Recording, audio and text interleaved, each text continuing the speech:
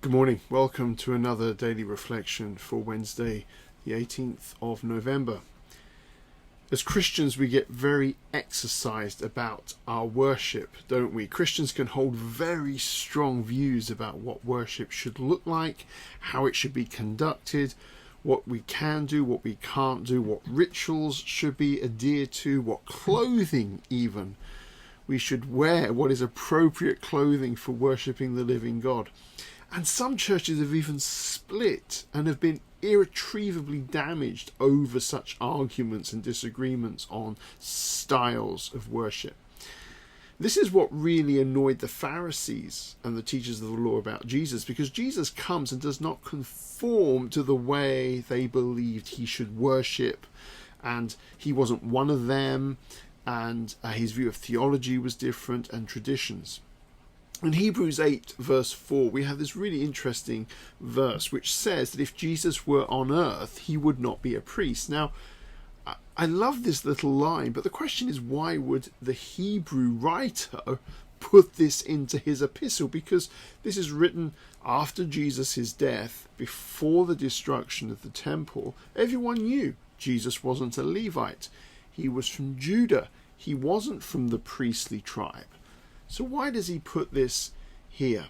I think he's saying that if Jesus were here and now on the earth, he would not worship like the way you are worshipping. I mean, if Jesus were to come to earth today and come into the midst of the church in the 21st century, he would not be an Anglican. Shocking.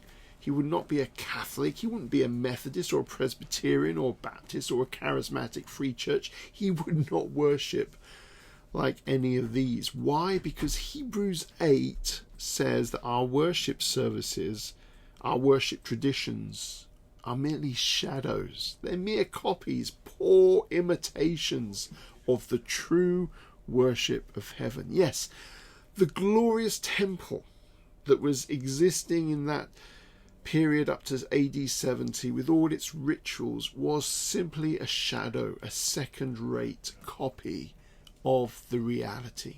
Our cathedrals and worship centres, our liturgies and our praise bands are mere copies, a shadow of the real thing. We all think we worship the right way, don't we? We think that our worship is the best way of worshipping. But even at the very best, even the very best worship we can muster, we are merely a mere shadow and a copy of the real thing. Jesus had already hinted what true worship was, and it had nothing to do with ritual, liturgies or praise bands. He tells a Samaritan woman that true worshippers will worship the Father in spirit and in truth. And I love the 2011 NIV version, because they translate that verse, John 4:23, this way: true worshippers will worship the Father in the Spirit and in truth.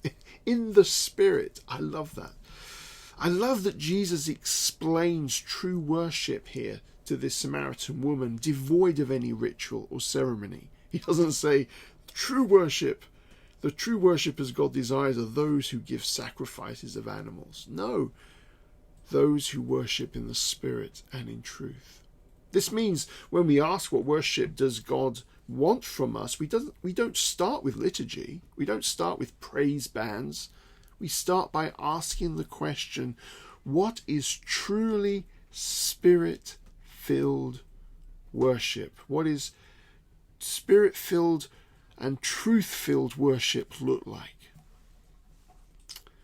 Because according to Jesus, we can have the greatest liturgical extravaganza and the greatest contemporary praise band and still not worship in spirit and in truth.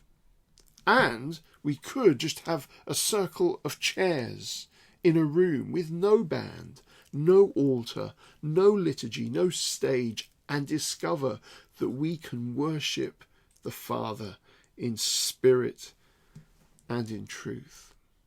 The problem we have is that we get stuck on the rung of the worship ladder, if you like. We get stuck in the liturgy or in the praise band instead of seeing them as tools to enable us to move over them, onward, upwards, so that we can camp out on that highest rung of the ladder, worship in spirit and in truth.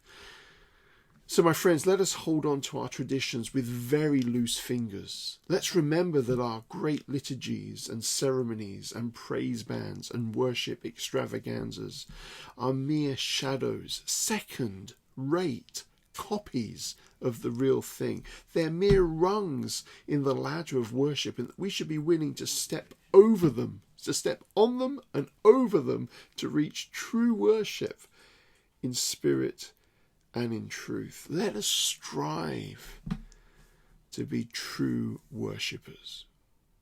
May God bless you today. May his face shine upon you. May you know the love of Christ upon you. In Jesus' mighty and holy name. Amen.